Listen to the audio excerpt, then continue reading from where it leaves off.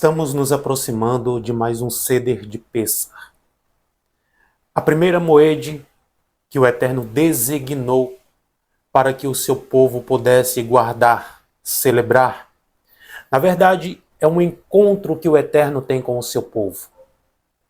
E nesse período, eu observo que algumas igrejas que celebram Pêssar, que se atentaram para os tempos determinados, eles celebram de uma forma equivocada, porque a fonte que eles extraem o entendimento para celebrar Pêssar da forma correta não é a fonte rabínica, não é as escrituras no seu contexto judaico original, mas apenas em um conceito litúrgico que eles estabelecem para a celebração de Pêssar.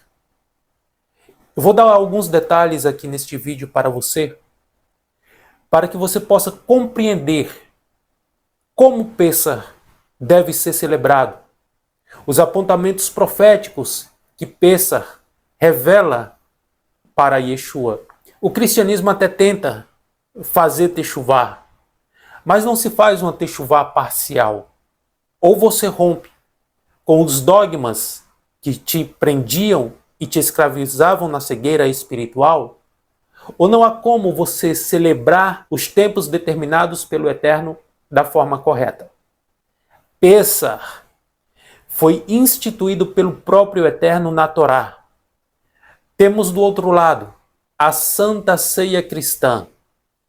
De um lado, temos Pêssar, que é celebrada por cristãos que não compreendem o que estão fazendo, e esses mesmos cristãos que celebram Pêssar, eles também celebram Santa Ceia.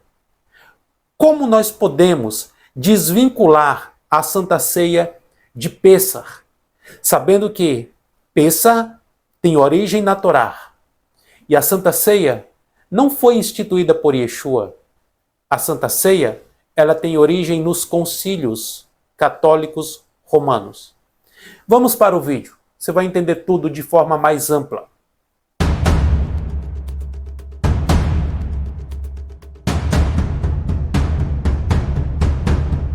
É com grande alegria que eu trago esse entendimento para você que deseja fazer techuvá.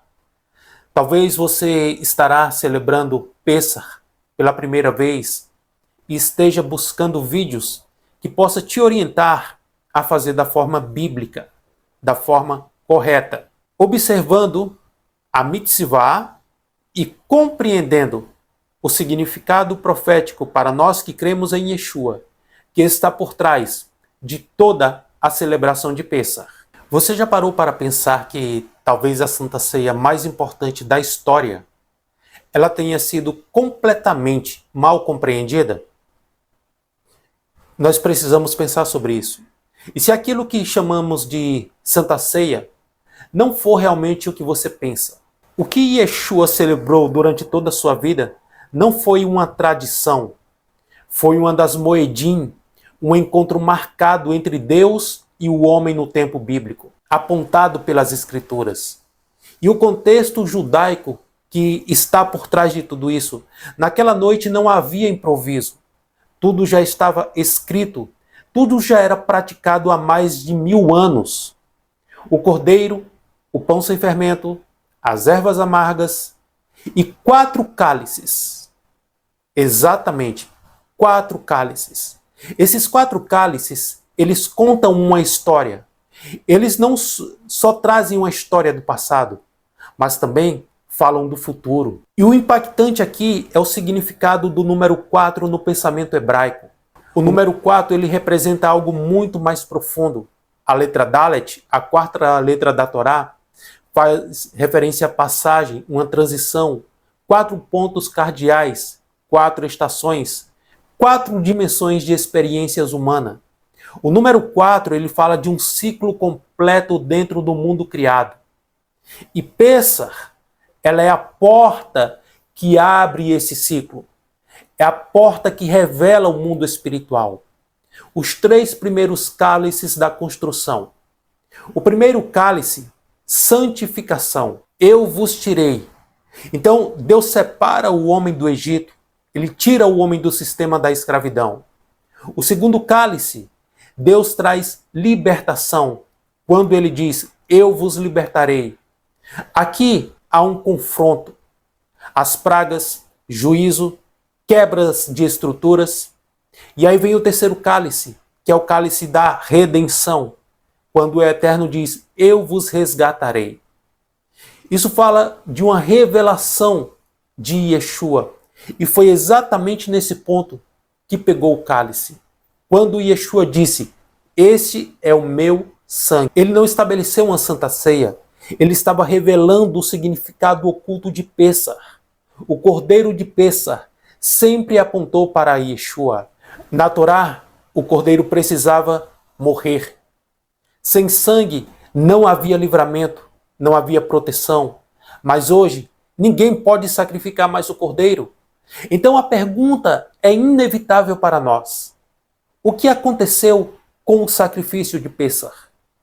No judaísmo tradicional ele foi interrompido, mas na visão messiânica ele foi cumprido.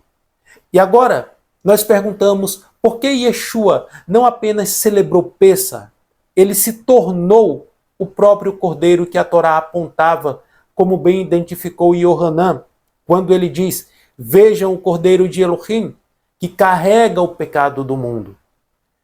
O cordeiro, no Egito, ele morria para salvar uma casa.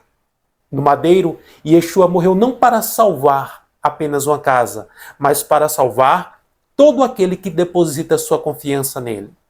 O cordeiro morre para abrir redenção para todos. O sacrifício não desapareceu.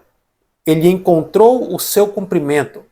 Yeshua é o cumprimento profético que a Torá apontava para carregar os pecados do mundo e trazer a libertação do êxodo que vivemos nesse mundo, que é um arquétipo do Egito. O quarto cálice, o grande segredo. Existe um grande segredo aqui no quarto cálice, o cálice da consumação. Eu vos tomarei para meu povo. E aqui está o detalhe que muda tudo no nosso entendimento. Este cálice nos garante adoção para a família de Deus. No entanto, para pertencer a essa família, é necessário obediência aos preceitos da Torá. Yeshua não bebeu este último cálice. Ele disse, não beberei até aquele dia que eu volte. Que dia seria esse? Saiba de uma coisa, a história não terminou. Este cálice ainda está diante de nós. Ele aponta para um momento futuro, escatológico, quando não haverá mais separação, nem dor, nem exílio, nem o fogo das tribulações que nos provam. Nos deleitaremos na majestosa presença de Yeshua e do Pai, quando Deus habitará com o homem plenamente e eternamente. E naquele dia, o quarto cálice será bebido, e o propósito do Eterno será consumado. A redenção será completa. A aliança, ela será consumada. Pêssar não é só uma lembrança, ela é uma porta que se abre. Um portal no tempo onde passado, presente e futuro, eles vão se encontrar. Yeshua, ele não criou uma santa ceia. Ele não traz um novo conceito de religião. Ele entrou nessa porta e revelou o que ela sempre significou. A pergunta não é mais sobre a ceia. A pergunta que fica é, você está pronto para quando o quarto cálice for finalmente bebido? Somente pelo sangue é que nós temos livre acesso ao Pai. O seu último Seder, celebrado em uma quarta-feira, não na sexta-feira, como é pregado no sistema religioso cristão, aonde Yeshua morre na sexta e ressuscita no domingo. Se ele morre na sexta e ressuscita no domingo, é só você fazer as contas. As Escrituras dizem que ele ressuscitou nas primeiras horas do primeiro dia. Então não faz sentido algum. Yeshua não passou nem 48 horas morto. Nós só conseguimos compreender isto quando nós entendemos a tradição judaica por trás do texto. E percebemos que Yeshua vivia dentro de uma cultura. Yeshua era judeu. Yeshua nunca ouviu a palavra cristãos ou cristianismo. Yeshua obedeceu até o fim a Torá que o seu pai determinou para que ele obedecesse, porque ele é a própria Torá viva, encarnada. E nesse Seder de Pêssar, eu desejo que você possa, com muita compreensão, com muita sabedoria, entender o que você está celebrando.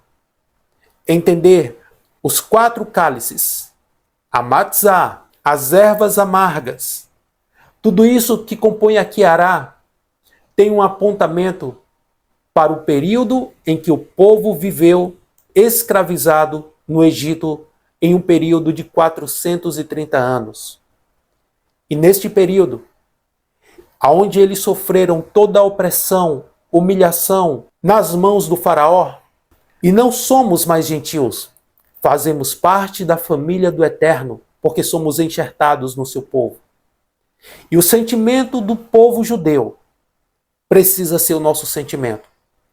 Quando internalizamos todo aquele profundo sentimento que eles tiveram no Egito, e no momento que a Haggadah ela é lida, nós podemos voltar ao passado onde os nossos antepassados sofreram, mas com mão poderosa, o Eterno levanta o seu servo Moshe para colocar um fim a toda a opressão que havia no Egito. E o Eterno vai desferir golpes contra todas as divindades egípcias. São 10 pragas, 10 juízos sendo estabelecidos, sendo executados pelo Eterno através de Moshe Rabbeinu. E é aqui que Deus levanta um libertador para tirar o seu povo do Egito e conduzi-los à terra prometida. Este libertador, ele também é um arquétipo, um modelo, um protótipo do próprio Senhor Yeshua, que veio para morrer em nosso lugar, pagar a nossa dívida, entregar o seu sangue por nós, porque a sua vida foi entregue em nosso lugar, para que assim pudéssemos ter vida com Ele. E desta forma, entrarmos na presença de Deus, como diz a carta aos judeus messiânicos hebreus. Acheguemos, pois, confiadamente ao trono da graça, a fim de, em tempo oportuno, receber favor. O véu foi rasgado, o caminho foi aberto, e agora nós temos acesso ao Pai. Se isso fez sentido para você, você precisa entender o restante das Moedim, porque isso aqui é só o começo de tudo, não é o final, posso te garantir. Eu quero já te convidar a pensar, porque você já percebeu que aqui nós não tratamos a Bíblia de forma superficial. Aqui nós voltamos ao texto, ao contexto, à matriz hebraica das Escrituras. Se você quer aprofundar sua fé com maturidade, sem medo de perguntas difíceis, inscreva-se no canal, deixe o seu comentário, eu leio cada um deles e compartilhe esse vídeo com alguém que ama estudar a palavra de Deus de forma séria. Porque fé sólida não nasce de frases prontas, nasce de entendimento. Nos vemos no nosso próximo estudo.